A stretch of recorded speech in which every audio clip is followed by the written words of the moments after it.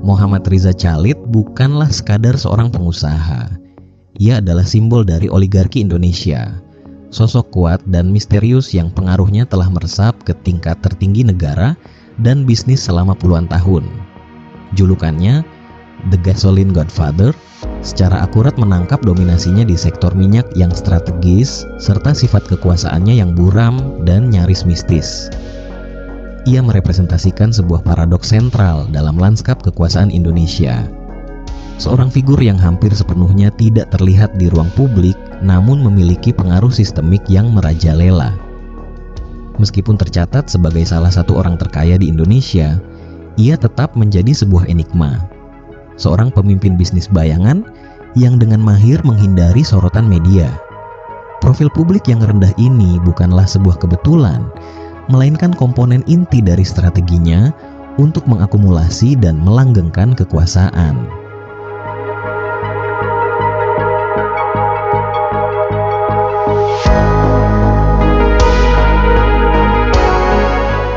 Muhammad Riza Khalid lahir pada tahun 1960 dari orang tua keturunan Arab Indonesia, Khalid bin Abdad dan Siti Hindun binti Ali Al-Katiri. Informasi mengenai kehidupan pribadinya sangat terbatas, sejalan dengan citranya yang misterius. Ia menikah dengan Rostriana Adrianti pada tahun 1985 dan dikaruniai dua orang anak, Muhammad Keri Adrianto, lahir 1985, dan Kenesa Ilona Rina, lahir 1989, sebelum bercerai pada tahun 2012. Keterlibatan putranya Keri dalam kasus korupsi Pertamina tahun 2025 sebagai tersangka menunjukkan adanya elemen dinasti dalam operasi bisnisnya, di mana generasi penerus tampaknya dipersiapkan untuk melanjutkan jaringan yang telah dibangun. Pola ini menunjukkan sebuah strategi ganda, regenerasi bisnis melalui keterlibatan putranya dalam skema yang sama, sekaligus pengamanan aset dan diri melalui aliansi internasional. Keterlibatan Keri bukan sekadar nepotisme, melainkan indikasi adanya rencana suksesi untuk melanggengkan imperiumnya. Di sisi lain, muncul informasi bahwa pada tahun 2021, Khalid diduga menikah dengan seorang kerabat keluarga kerajaan Kedah di Malaysia. Hubungan ini bukan sekadar urusan pribadi, melainkan sebuah langkah geopolitik strategis. Ini menciptakan benteng pertahanan di luar yurisdiksi hukum Indonesia, sebuah polis asuransi yang telah dipersiapkan jauh-jauh hari untuk menghadapi kemungkinan jeratan hukum di tanah air yang terbukti relevan ketika ia melarikan diri ke Malaysia pada tahun 2025.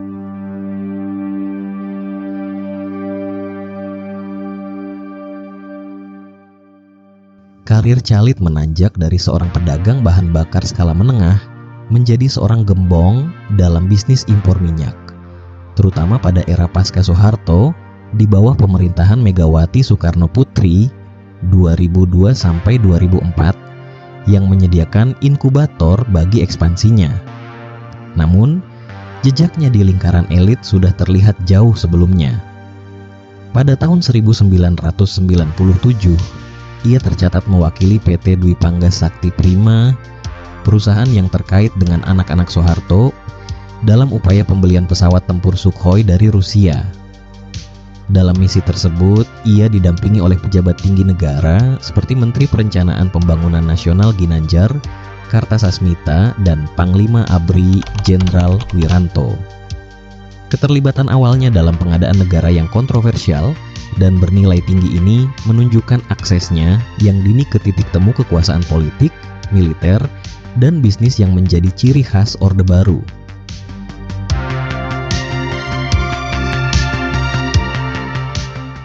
Salah satu kunci keberhasilan Khalid adalah strateginya untuk secara sengaja menghindari sorotan publik. Berbeda dengan oligarki lain yang mungkin mencari pengakuan publik, kekuasaan Khalid justru diperkuat oleh misteri yang menyelimutinya. Profilnya yang rendah memungkinkannya beroperasi tanpa pengawasan ketat, sehingga menyulitkan publik dan media untuk melacak jejak pengaruhnya hingga skandal besar meledak ke permukaan. Satu-satunya tindakan hukum publik yang diketahui pernah dilakukannya adalah gugatan pencemaran nama baik terhadap sebuah akun Twitter palsu yang mengatasnamakan dirinya pada tahun 2015. Langkah ini, meskipun kecil, menunjukkan keinginannya untuk mengontrol narasinya sendiri, bahkan dari dalam bayang-bayang, dan memastikan bahwa satu-satunya citra yang ada adalah citra yang ia kehendaki. Tidak ada citra sama sekali.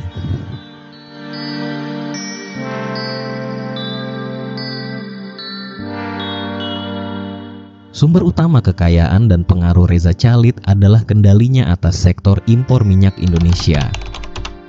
Melalui perusahaannya, Global Energy Resources, ia menjadi pemasok minyak terbesar bagi Pertamina Energy Trading Limited, Petral, anak perusahaan Pertamina yang berbasis di Singapura dan bertanggung jawab atas pengadaan minyak dari luar negeri.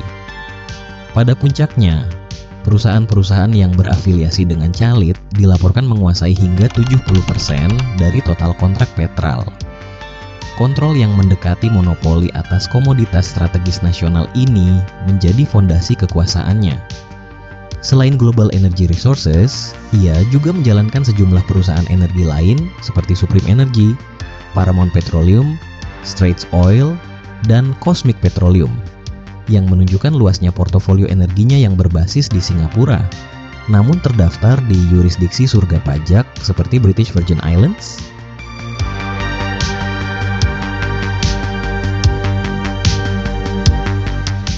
Dalam skandal korupsi terbaru, PT Orbit Terminal Merak (OTM) muncul sebagai instrumen kunci.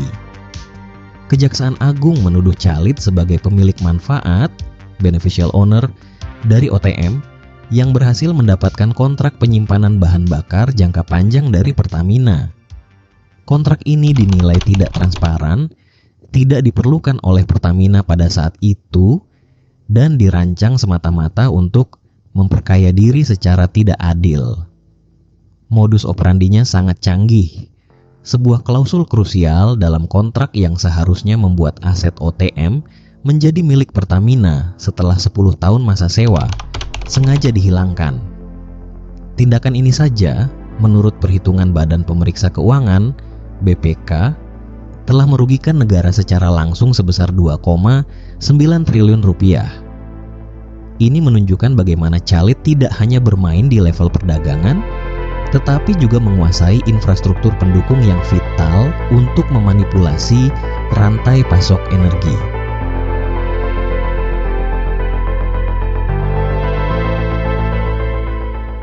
Di luar bisnis inti energinya yang buram, Khalid melakukan diversifikasi investasi ke sektor-sektor lain.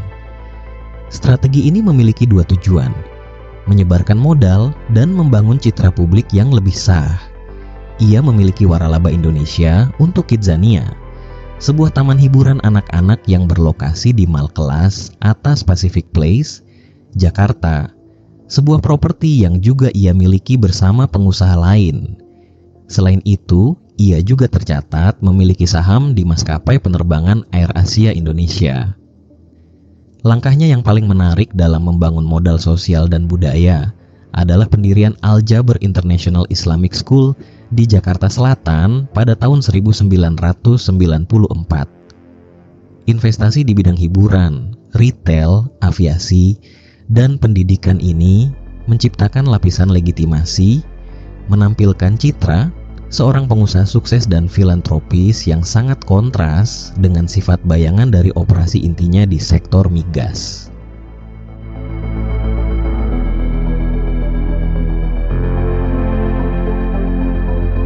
Kunci untuk memahami daya tahan pengaruh Reza Khalid terletak pada klaim yang dilontarkan oleh mantan pejabat BUMN, Said Didu, yang menyebut Khalid sebagai bendahara semua rezim.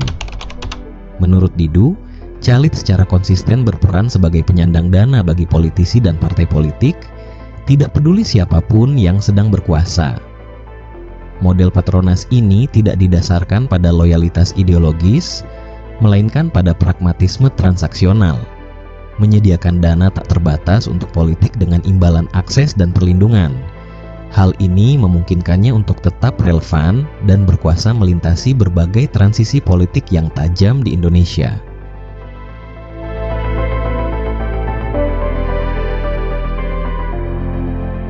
Bukti kemampuan Khalid untuk beradaptasi dan mempertahankan pengaruhnya sangat banyak. Jaringannya telah terbangun sejak era Orde Baru Soeharto. Ia mencapai puncak kejayaannya di bawah pemerintahan Megawati. Selama era Susilo Bambang Yudhoyono, SBY, ketika ada upaya reformasi untuk membubarkan Petral pada periode 2007 sampai 2009, ia berhasil bertahan hingga 2009 Petral dihidupkan kembali untuk kepentingannya. Di bawah pemerintahan Joko Widodo, Jokowi, meskipun Petral akhirnya secara resmi dilikuidasi pada tahun 2015, pengaruh Khalid tidak serta-merta lenyap. Ia tetap menjadi figur yang dihormati di lingkaran elit, terbukti dari kehadirannya sebagai tamu VVIP di pernikahan putra Presiden Jokowi dan dalam acara-acara kepresidenan lainnya. Strateginya yang paling jelas adalah dengan melakukan hedging atau bertaruh di kedua sisi. Pada pemilihan presiden 2014, ia tercatat sebagai salah satu penyokong utama pasangan Prabowo Subianto-Hatta Rajasa.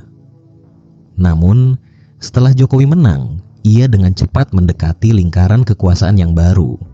Kemampuannya untuk mendanai berbagai faksi politik yang berseberangan memastikan bahwa siapapun pemenangnya, kepentingannya akan tetap aman.